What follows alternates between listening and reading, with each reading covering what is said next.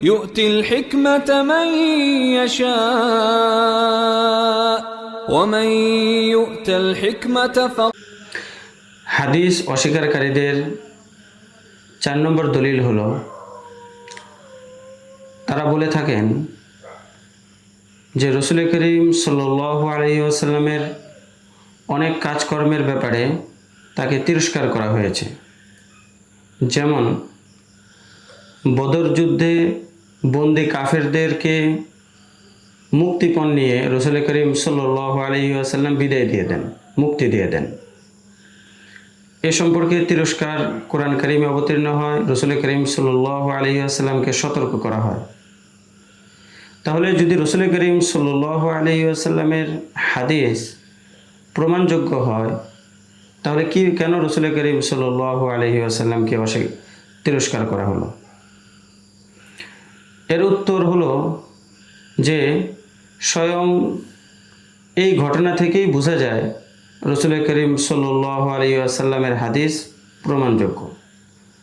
কারণ এই ঘটনার মধ্যে যদিও রাসূল করিম সাল্লাল্লাহু আলাইহি ওয়াসাল্লাম থেকে ইজতিহাদি খতা বা ইজতিহাদি কিছুটা অনুত্তম কাজ বা ত্রুটি বিচ্যুত হয়ে গেছে, কিন্তু যতক্ষণ পর্যন্ত রাসূল করিম সাল্লাল্লাহু আলাইহি ওয়াসাল্লামকে সতর্ক করা হয় নাই, সমস্ত সাহাবায়ে কেরাম রাসূলের সেই সিদ্ধান্তের উপর আমল করেছেন। এবং যখন রাসূল করিম সাল্লাল্লাহু আলাইহি ওয়াসাল্লামকে সতর্ক করা হয়েছে, তিরস্কার করা হয়েছে সোহাগপূর্ণভাবে, তখনও কিন্তু সাহাবায়ে কেরাম রাদিয়াল্লাহু তাআলা আনহুমকে কোনো ধরনের তিরস্কার করা হয় নাই বা সতর্ক করা হয় নাই। যার দ্বারা বোঝা যায় যে সাহাবায়ে কেরাম রাদিয়াল্লাহু তাআলা আনহুম নিজেদের দায়িত্ব তথা রাসূল করিম সাল্লাল্লাহু আলাইহি ওয়াসাল্লামের অনুসরণ করার কাজটি তারা করেছেন। এই জন্য তাদেরকে কোনো ধরনের সতর্ক বা তিরস্কার করা হয় নাই। এখান থেকেও বোঝা যায় যে রাসূল করিম সাল্লাল্লাহু আলাইহি ওয়াসাল্লামের হাদিস ওয়াজিবুত তামিল, অনুসরণযোগ্য, প্রমাণযোগ্য। হাদিস অস্বীকারীদের 5 নম্বর দলিল হলো যে রাসূল করিম সাল্লাল্লাহু আলাইহি ওয়াসাল্লাম যখন মদিনায় গমন করেন, তখন আনসার সাহাবীদেরকে দেখলেন যে তারা তাবিরে নকল করেন বা খেজুর বাগানে পরাগায়ন করেন। রাসূল করিম সাল্লাল্লাহু আলাইহি ওয়াসাল্লাম তাদেরকে এই বিষয়ে নিষেধ করলেন। পরের বছর তাবিরে নকল না করার কারণে খেজুরের ফলন কমে যায়। তখন রাসূল করিম সাল্লাল্লাহু আলাইহি ওয়াসাল্লাম সাহাবীদেরকে লক্ষ্য করে বললেন, আনতুম আ'লামু বি উমুরি দীনিকুম, অর্থাৎ তোমরা তোমাদের দুনিয়াবী বিষয় সম্পর্কে অধিক অবগত, আমার কথা মানার প্রয়োজন নেই। তাহলে বোঝা গেল রাসূল করিম সাল্লাল্লাহু আলাইহি ওয়াসাল্লামের হাদিস প্রমাণযোগ্য নয়। এই দলিলের উত্তর হলো যে রাসূল করিম সাল্লাল্লাহু আলাইহি ওয়াসাল্লামের সমস্ত কথাবার্তা 2 ধরনের। কিছু কথাবার্তা বা হাদিস ব্যক্তিগত পরামর্শ হিসাবে, আর কিছু হাদিস বা কথাবার্তা শরীয়ী বিধিবিধান হিসাবে। তো এখানে তাবিরে নকল সম্পর্কে যে রাসূল করিম সাল্লাল্লাহু আলাইহি ওয়াসাল্লাম বলেছেন আনতুম আ'লামু বি উমুরি দীনিকুম, এটা প্রথম প্রকার তথা ব্যক্তিগত পরামর্শ হিসেবে, যা মানা কারোর জন্য ওয়াজিব বা আবশ্যক নয়।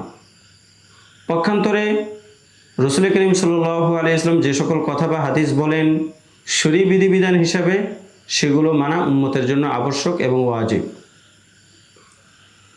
এখন প্রশ্ন হলো যে আমরা এটা কিভাবে বুঝবো যে রাসূল করিম সাল্লাল্লাহু আলাইহি ওয়াসাল্লামের কোন কথা বা হাদিস ব্যক্তিগত পরামর্শ হিসাবে আর কোনটা শরীয়ী বিধিবিধান হিসাবে? তো এর উত্তর হলো যে রাসূল করিম সাল্লাল্লাহু আলাইহি ওয়াসাল্লামকে দুনিয়াতে প্রেরণ করার আসল উদ্দেশ্যই হলো নবী হিসেবে প্রেরণ করা, মানুষদের নিকটে শরীয়ী বিধিবিধান বর্ণনা করা।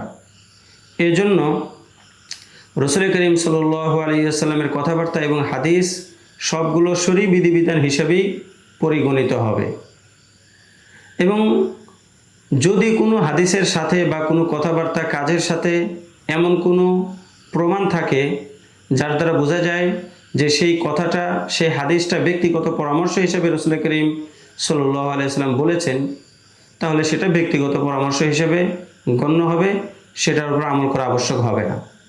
এবং বাস্তবতাও এটাই, হাজার হাজার হাদিসের মধ্য থেকে মাত্র 2-1টি হাদিস এমন যেগুলো রাসূল করিম সাল্লাল্লাহু আলাইহি ওয়াসাল্লাম ব্যক্তিগত পরামর্শ হিসেবে বলেছেন, এবং তার সঙ্গে এমন আলামত বা করিনা বা দলিল যুক্ত রয়েছে যার দ্বারা বোঝা যায় যে সেটি শুধুমাত্র ব্যক্তিগত পরামর্শ, সেটি কোনো শরঈ বিধিবিধান হিসাবে নয়। যার দ্বারা বোঝা যায় যে রাসূল করিম সাল্লাল্লাহু আলাইহি ওয়াসাল্লামের হাদিস, কাজকর্ম, কথাবার্তা এবং মৌন সমর্থন এগুলো প্রমাণযোগ্য, আমলযোগ্য।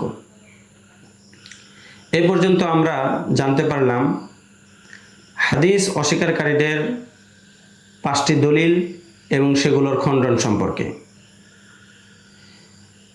পরের দরসে ইনশাআল্লাহ আমরা আলোচনা করব হাদিস অস্বীকারীদের দ্বিতীয় দৃষ্টিভঙ্গি বা মতামত এবং সেটার খণ্ডন সম্পর্কে ইনশাআল্লাহ তাআলা।